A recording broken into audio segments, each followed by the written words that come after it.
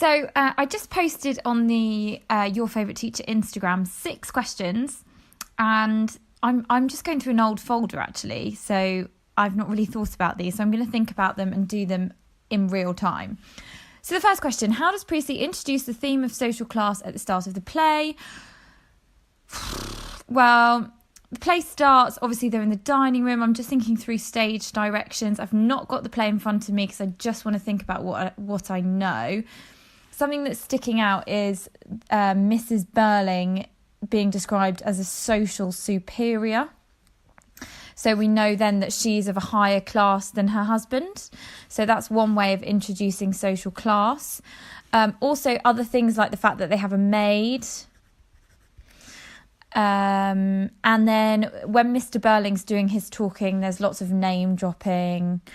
Lord Mayor. We know that it's Lord and Lady Croft.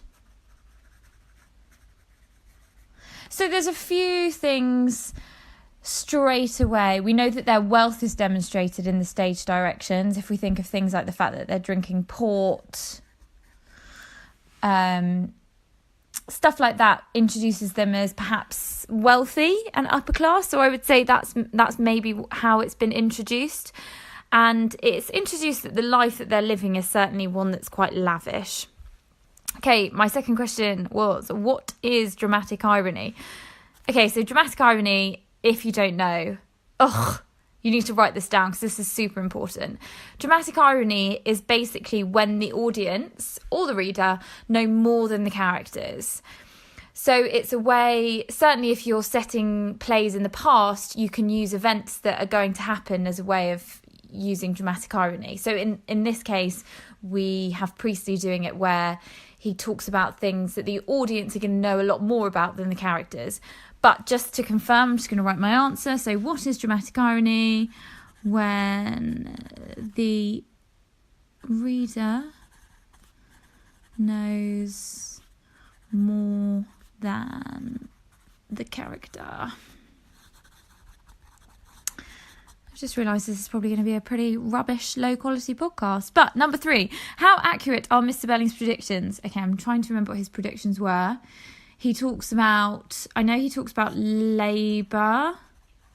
Obviously, we've got our big one, unsinkable, absolutely unsinkable, which is the Titanic. We've got Germans don't want a war.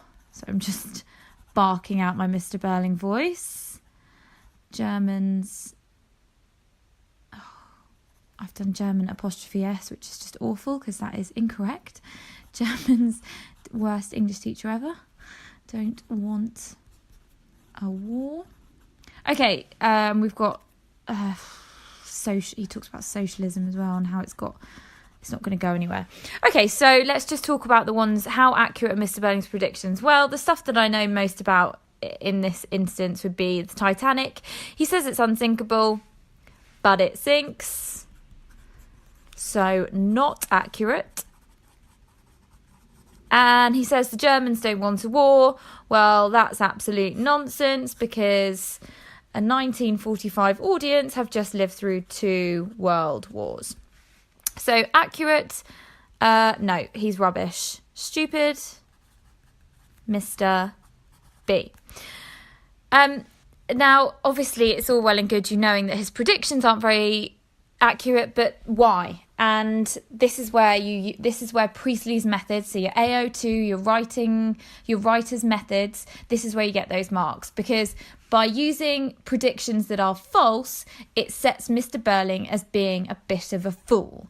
And if we think Mr. Birling's a fool about the Titanic and about the Germans, then perhaps he's also a fool about his views on socialism. Which brings us on to question 4. Is Mr. Birling a symbol of capitalism or socialism? Well, we know he doesn't like socialism, so that rules that out. And we know that he is a, quote, hard-headed businessman. So I'm going to go with capitalism. Him being a symbol of capitalism is a way that Priestley can have these digs at capitalism. So Priestley can when he's making Mr. Birling look like a bit of a fool or a bit of a prat, or actually maybe like not that great of a guy because he's very selfish and only involved in himself and reputation, that's what Priestley's kind of saying that capitalists are like. So all of the bankers out there, sorry, but Priestley wouldn't have liked you. Sorry, Dad. Okay, so Priestley is a symbol of socialism and Birling is a symbol of capitalism. Those two are at war. Question 5. This is taking me longer than I thought. What is Priestley saying about the judgment of men such as Birling? Okay, I should probably read these questions before I start answering. So I've kind of answered that already. He is judging them as selfish. He thinks that they're outdated. He also thinks that it's actions of characters like Mr. Birling that leads to the pickle that the country's just been in with the 2 world wars. And so selfishness leads to destruction. We see that in the inspector's big warning: fire and blood and anguish. I'm in a very, very weird mood. Apologies. So what is Priestley saying about the judgment of men such as Mr. Birling? He thinks that their judgment is incorrect, unfair, and outdated would be my 3 things. Number 6, the last one. Think about Priestley's political beliefs. We've probably talked about this already. Why would he present the character of Mr. Birling in this way? Okay, so apologies, I did not read these questions before I started answering them. Well, Priestley's political beliefs: he is a socialist. So he's against versus capitalist.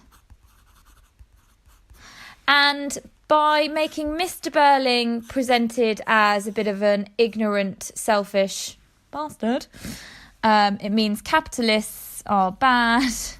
Therefore, socialists and Priestley's movement must be the way forward.